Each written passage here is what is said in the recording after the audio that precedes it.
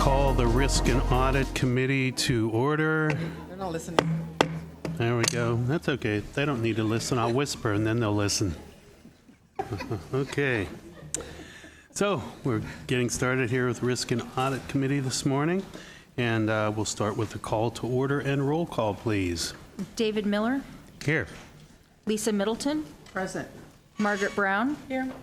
Matthew Sehoff or Fiona Ma, Stacy Olivares, Jason Perez, and Lynn Paquin for Betty Yee.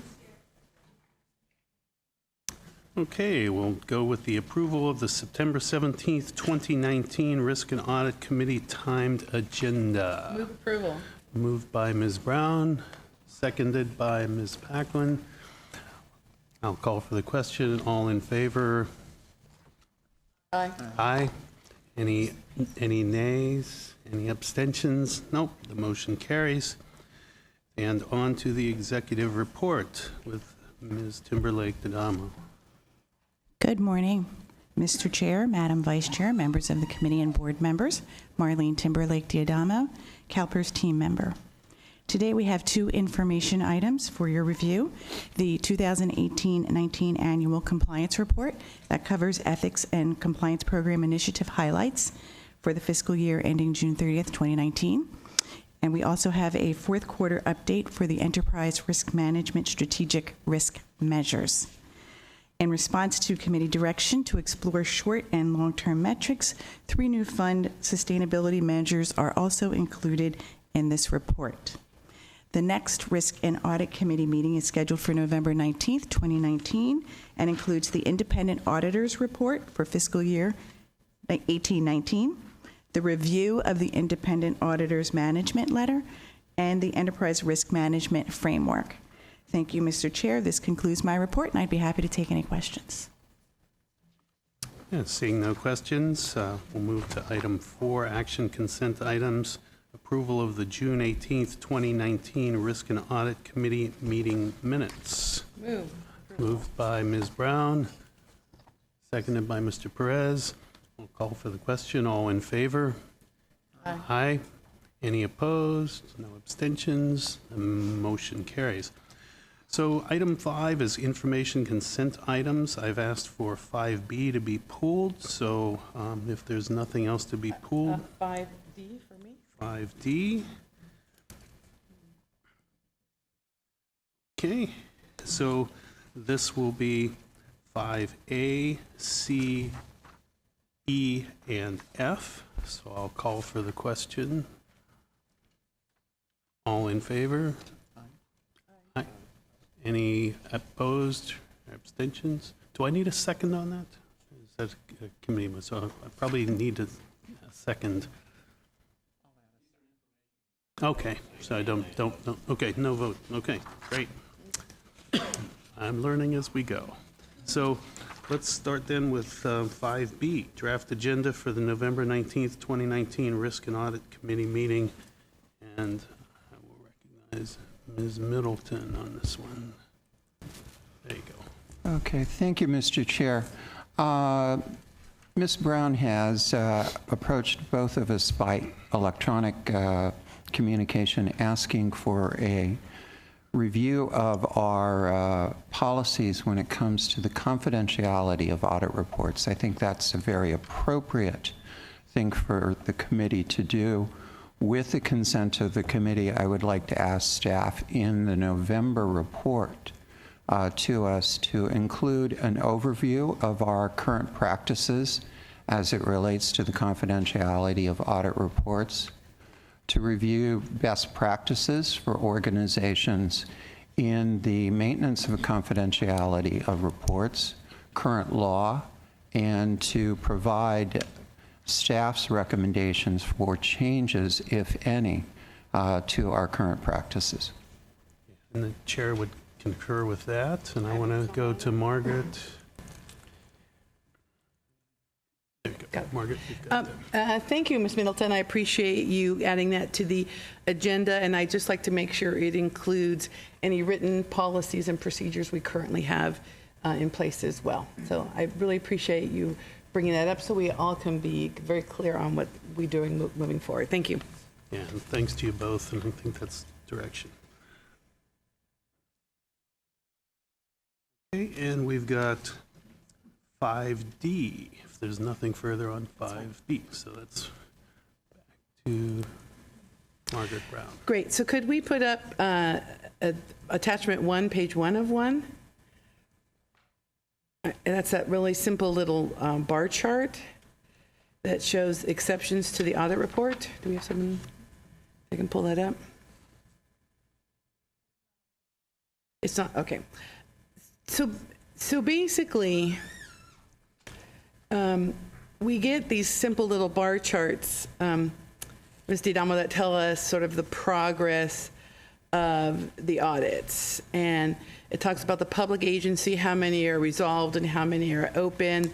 The internal audits, these are the ones I have a question about, that we're going to talk about whether or not they should be public or they need to stay confidential. But the real problem is there's 27 open audits, 2 have been resolved, but we actually as a committee never discuss those, not in open session or in closed session. We don't discuss what those open audits are and if any of them are truly material. I mean, if they're an audit finding, then technically they're material.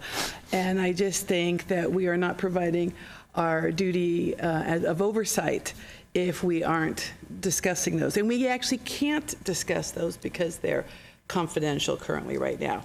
So I just want to bring that up because it's a problem. We could do financial statements and we can do all the agencies we evaluate, but not the internal audits as they relate to CalPERS. And I think that really is a problem as a fiduciary and as for transparency to our members.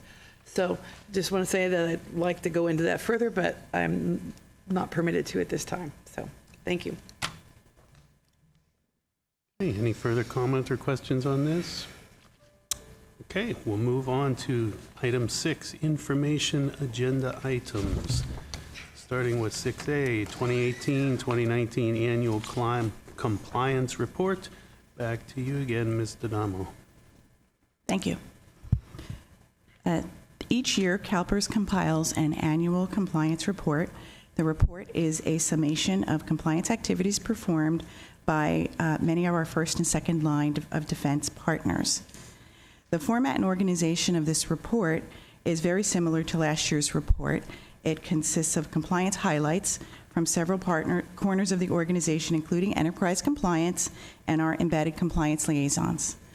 To better align with industry best practices and in consultation with our independent auditor and financial office, the annual compliance report this year will be posted to the CalPERS website rather than be made a part of the CAFR, the Consolidated Annual Financial Report.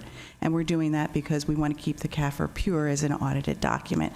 The annual compliance report is not an audited document. It is a summation of activities that are occurring within the organization. The overview of the report, it is, as you have it with you, it is an overview document that talks about our 3 lines of defense, talks about the compliance activities that have been performed by the Enterprise Compliance Department, and then as well as highlights compliance activities that have been performed by our embedded compliance and risk liaisons. And so with that, I will take any questions if anyone has any on the report. I'm seeing no requests for questions. Thank you very much. Thank you. So on to 6B, strategic risk measures. Team member Forrest Grimes, welcome.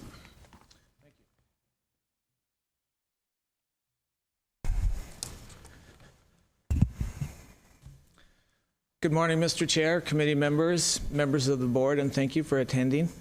Forrest Grimes, CalPERS team.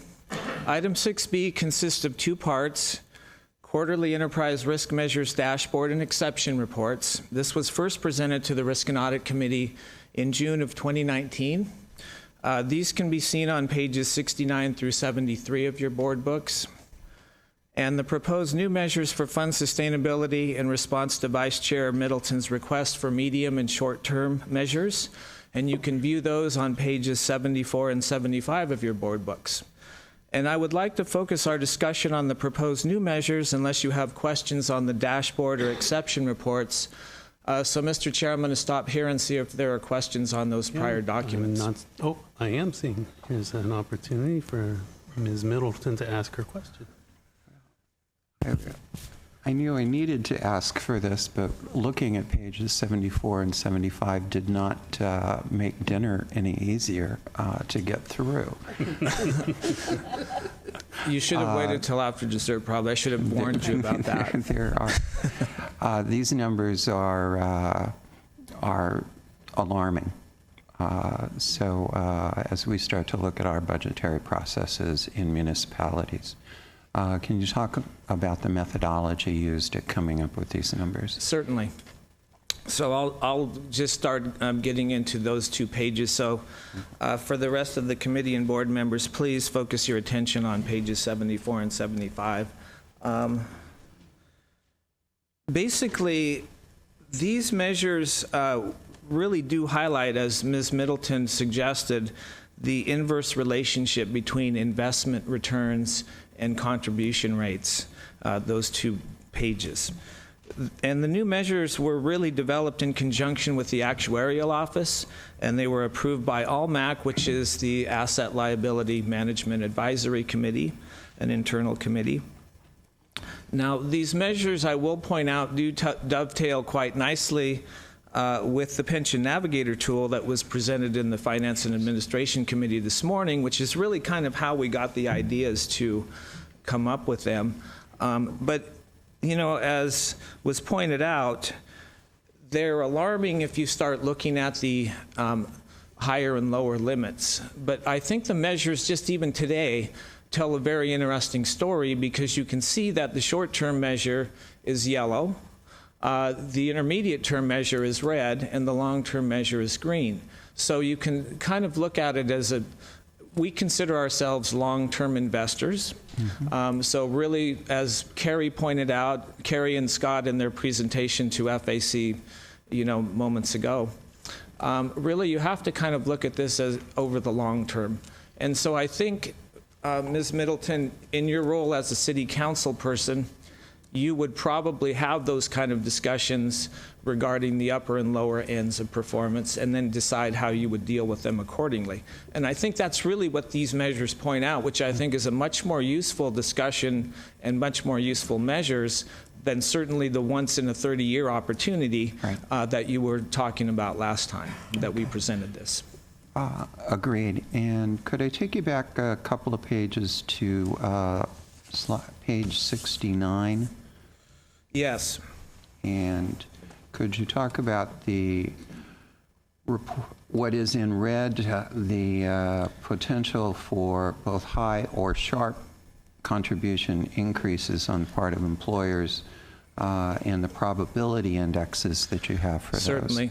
If you want to get into any detail, I'm going to ask one of the actuaries to come up, but I'm going to start at a high level, and then you can really ask for more detail if you'd like. Probably blow by me at the high level. Okay. So the thing here is that these measures really originated in the funding levels and risk report that is presented to the FAC normally in November, I believe it is, that kind of a time frame.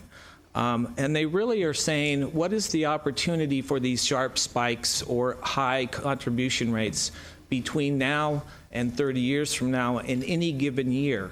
Which I think last time you pointed out to us, well, that's really not helping me, because I think I want to quote you as saying, I'm going back tonight to approve a budget for my city tomorrow, and I'm really not going to be thinking about 30-year time horizons. So that's really what we're talking about. And I think it's a useful piece of information at the funding level and risk report, but in terms of this committee and this board's kind of discussions and decisions that you all make, I think that it's far too long-term. All right. That's very helpful to know that that is a probability for any given year over the course of 30. That is... yes, that's right. Thank you. That's helpful.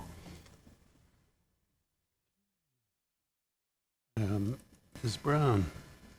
Thank you. I'll stay on that same page as Ms. Middleton. When we look at fund sustainability and we look at the probability of high employer contribution rates, there's a 30% probability, which means, help me with, so 70% that we won't get there. that correct? Right? That's how we work that. All right. So, I mean, because you see red and we see red, right? Yes. It's not helpful. Although there's a 77% probability that safety will have a higher employer contribution rate. Now, is that already in the, so would an employer put that in their insight tool that, can they differentiate between, regular employees and safety employees? They can. So they could say that one's going to go up and that one's not. All right. Always a little distressing when you see that. So let's go to 74, which was my real question, which is, for those of you who don't have page number 6B, attachment 2. So when I look at this, this investment return, this is for the entire perf. Are you on pages 74 and 75? Yep. Okay. Yep. Those are for typical, and I'm going to call these typical miscellaneous and typical safety plans, 2 individual plans, and the actuaries just actually generated these numbers based on what they're considering typical. So I don't know exactly how they determined that, and if you want to know, I'm going to ask Carrie to come back up and help us. Right. So this is the kind of information that I think would be helpful when people are, when budget managers are using the insight tool to say year 1 is 6.7, if that's still the correct number. And then for the next 5 years, it's 5.8, right? And then the next, so that would be years 2 through 6. And then the next 10 years, there's going to be 9.1. I think maybe those are the scenarios we plug in the system. I don't know. But the problem is, when you look at 5.8, that means if in fact we drop that low in year 2, that means the unfunded liabilities are going to grow. Unless they come up with a lot of money, their curve is going to look really ugly. Okay. I don't like these numbers. Maybe we can change them. Like, could we get some whiteout or something? And Sharpie. Sharpie. Oh. We'll send for some right away. Yeah. All right. I just, I know Ben will fix this for us. So anyways, this is a little distressing too. I agree with Ms. Middleton, but it is helpful to know, it's better to know this information and have nightmares than to just guess what's going to happen. Well, just as a quick response to your comments, I think we may have stumbled upon a very good risk measure, because truly these are forward-looking indicators. This would make the better measures in the risk side of the equation. And they truly should have you concerned and thinking about all of those things that could get in the way of us achieving our strategic goals and objectives. Because to me, that's what this particular committee is supposed to be thinking about. And the fact that you're thinking like you are, I'm thinking that that's an optimistic thing from a risk person's perspective, but we're kind of half-empty people also. Yeah, well, that must be why I'm on this committee. Thank you. Great. I see no further requests for questions, and I don't have any requests for public comment. So I think, unless I've missed something, we are adjourned and we'll be... Summary of committee direction. No. Okay, summary of committee action, 6C. Okay.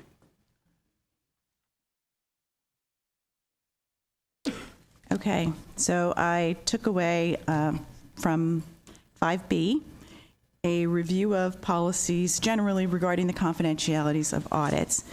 Specific requests are an overview of practices, information around best practices of organizations regarding maintenance and compliance with law. Third item is to provide staff recommendations for edits and or changes. And then the fourth item is written procedures and policies if they exist, which was Ms. Brown's request. And then for item 5D, I did not take away any specific, okay. So that was what I have. Okay, great, thank you. I've got a note that we are going to break for lunch before we do the PCTM Open, which will be at 1:30. And meanwhile, we're going to then go into our closed session for risk and audit after we clear the room. Okay. Great, thank you. We're adjourned. What time will risk and audit